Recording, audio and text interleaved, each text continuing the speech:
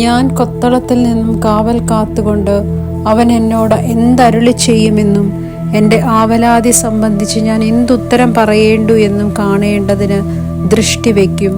യഹോവ എന്നോട് ഉത്തരമരുളിയത്, നീ ദർശനം എഴുതുക, ഓടിച്ചു വായിപ്പാൻ തക്കവണ്ണം അത് പലകയിൽ തെളിവായി വരയ്ക്കുക. ദർശനത്തിന് ഒരവധി വച്ചിരിക്കുന്നു, അത് സമാപ്തിയിലേക്ക് ബന്ധപ്പെടുന്നു.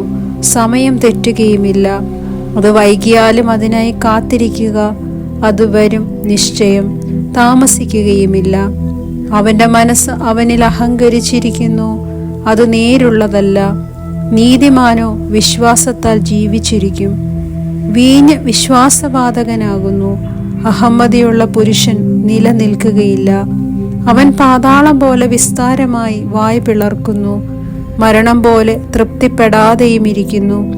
അവൻ സകല ജാതികളെയും തൻ്റെ അടുക്കൽ കൂട്ടി സകല വംശങ്ങളെയും തൻ്റെ അടുക്കൽ ചേർക്കുന്നു. അവരൊക്കെയും അവനെക്കുറിച്ച് ഒരു സദൃശവും അവനെക്കുറിച്ച് പരിഹാസമായുള്ളൊരു പഴഞ്ചൊല്ലും ചൊല്ലി തൻ്റേതല്ലാത്തത് വർദ്ധിപ്പിക്കുകയും എത്രത്തോളം. പണയപണ്ടം ചുമന്നു കൂട്ടുകയും ചെയ്യുന്നവന് അയ്യോ കഷ്ടം എന്ന് പറയുകയില്ലയോ? നിന്റെ കടക്കാർ പെട്ടെന്ന് എഴുന്നേൽക്കുകയും നിന്നെ ബുദ്ധിമുട്ടിക്കുന്നവർ ഉണരുകയും നീ അവർക്ക് കൊള്ളയായി തീരുകയും ഇല്ലയോ? നീ പല ജാതികളോടും കവർച്ച ചെയ്തതുകൊണ്ട് ജാതികളിൽ ശേഷിപ്പുള്ളവരൊക്കെയും മനുഷ്യരുടെ രക്തനിമിത്തവും നീ ദേശത്തോടും നഗരത്തോടും അതിൻ്റെ സകല നിവാസികളോടും ചെയ്ത സാഹസം നിമിത്തവും നിന്നോടും കവർച്ച ചെയ്യും.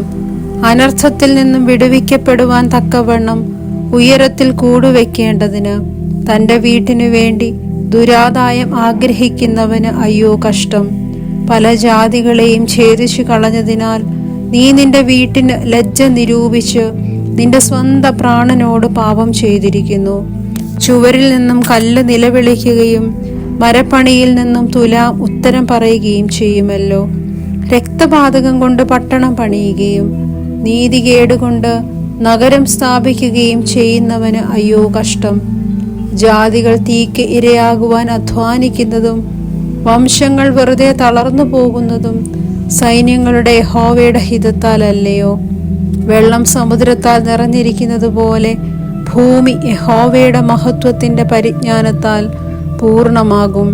കൂട്ടുകാരുടെ നഗ്നത കാണേണ്ടതിന് അവർക്ക് കുടിപ്പാൻ കൊടുക്കുകയും നഞ്ച് കൂട്ടിക്കലർത്തി ലഹരി പിടിപ്പിക്കുകയും ചെയ്യുന്നവന് അയ്യോ കഷ്ടം.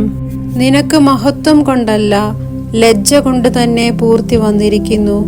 നീയും കുടിക്കുക, നിന്റെ അഗ്രചർമ്മം അനാവൃതമാക്കുക. യഹോവയുടെ വലങ്കൈയിലെ പാനപാത്രം നിന്റെ അടുക്കൽ വരും. മഹത്വത്തിന് പകരം നിനക്ക് അപമാനം ഭവിക്കും.